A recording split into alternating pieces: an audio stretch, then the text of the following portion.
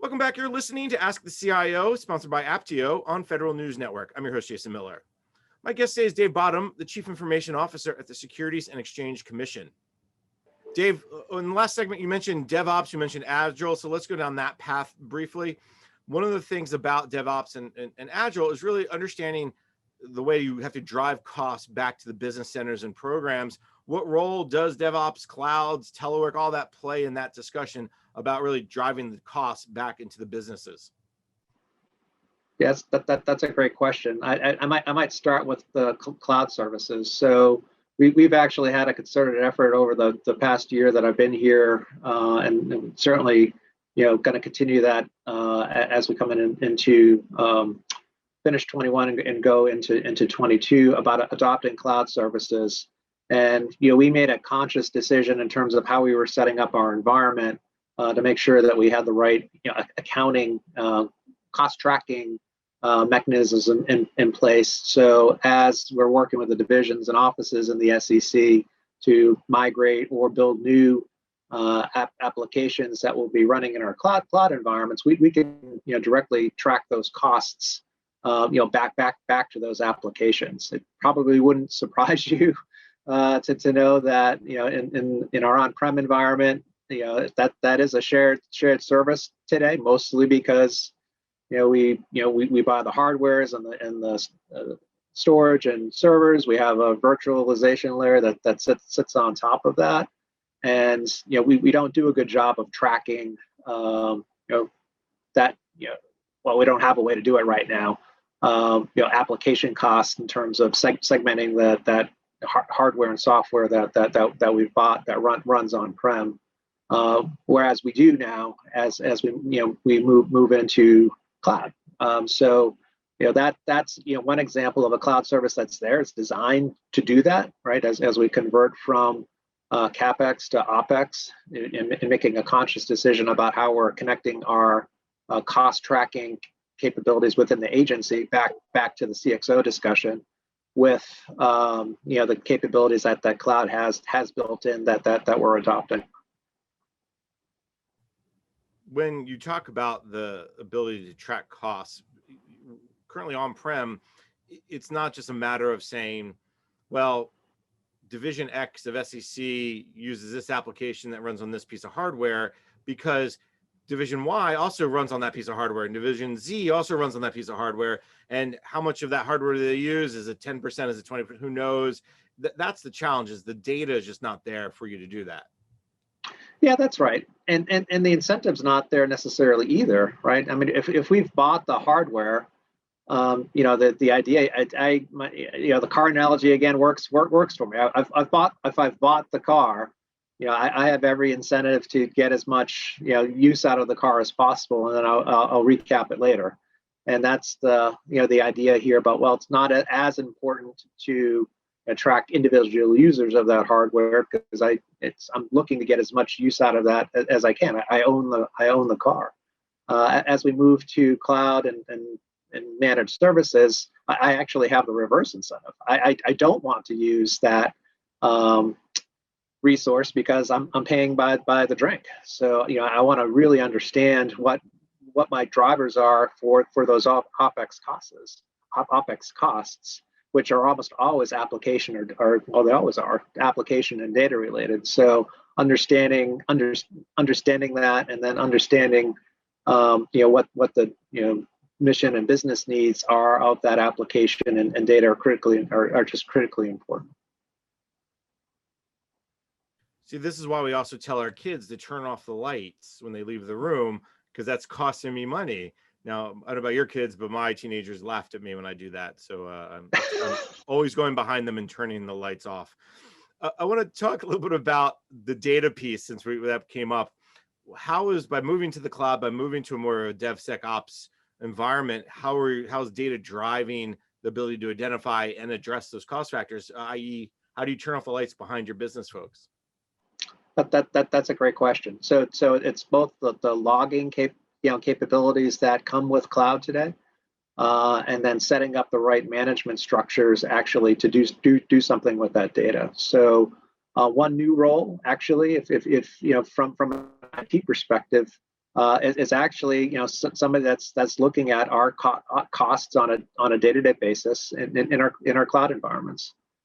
We have not had to do that. We before in an on-prem world, because the incentive there is, well, I'm tracking, recap of an asset. So we've actually, instantiated a new role to keep track of those costs on a day-to-day basis, and then work with, our application and data owners, which are, new or newish roles in the agency. We've always had application owners, but now they have the responsibility for worrying about turning the lights off, right? So that's a new, back to your analogy. It's a new skill that we're having to teach folks, right? One is, yes, it's important to turn the lights off, and here's why: because we don't want the big electric bill at the end of the month. But it's also making sure that we let folks know that, yeah, you actually have to turn the lights off. That role you talk about, does it have a cool name? Is it like, did you call that person the dad or the mom of cloud services, the banker? What's the cool name? That's a great point. We should come up with a cool name. It's I think right now it's cost manager. Maybe that's not to your point though. We should come up with a much cooler name than that. I'll put that out as a contest for folks. If you probably remember when we talked about vampire a couple of years ago, there's a big move to address vampire electricity usage.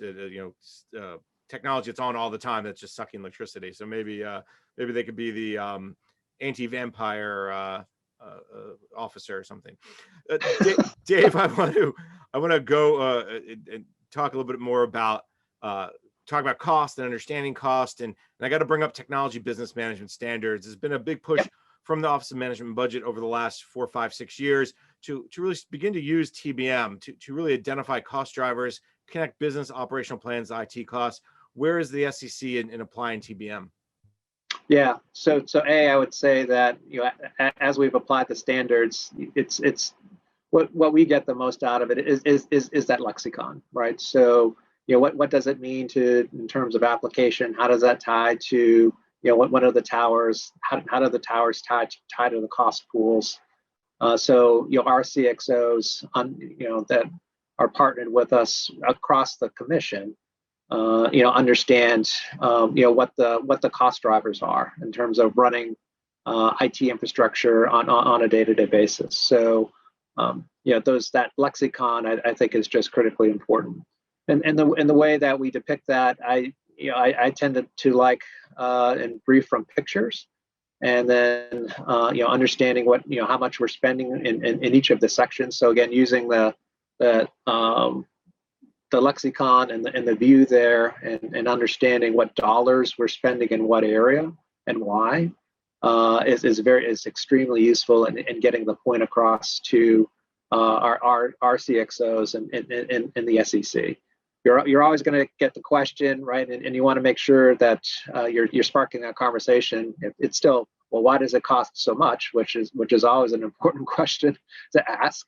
And we always need to be looking for those efficiencies. But using TBM in the way that we've allocated our budget and the way that we show it, makes that conversation easier to have.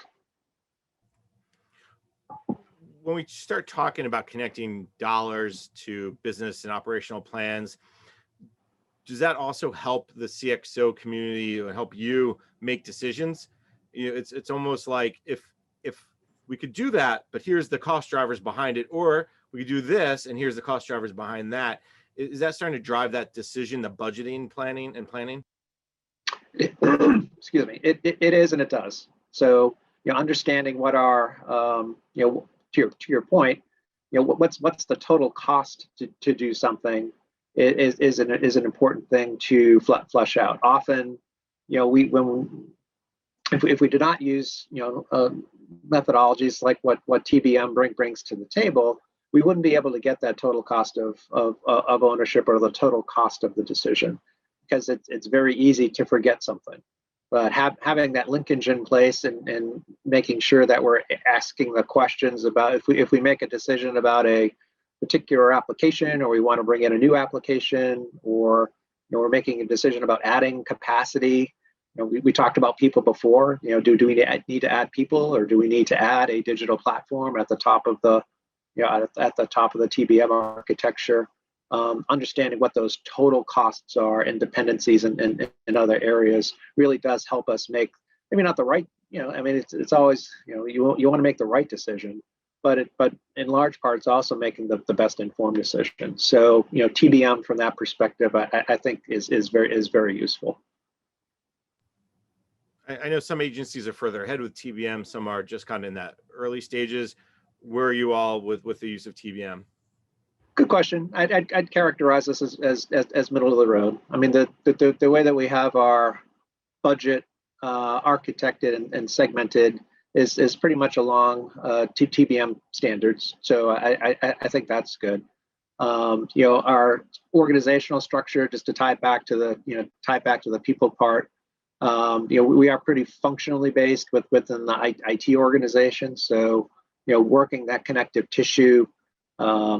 Between understanding what the needs are of a digital platform against security and compliance is kind of where we're at right now, and making sure that we understand the shared costs of something and connecting it to particularly the things that are at the top of the stack. What's top of mind for me right now is security and compliance, which is, I think, should always be top of mind.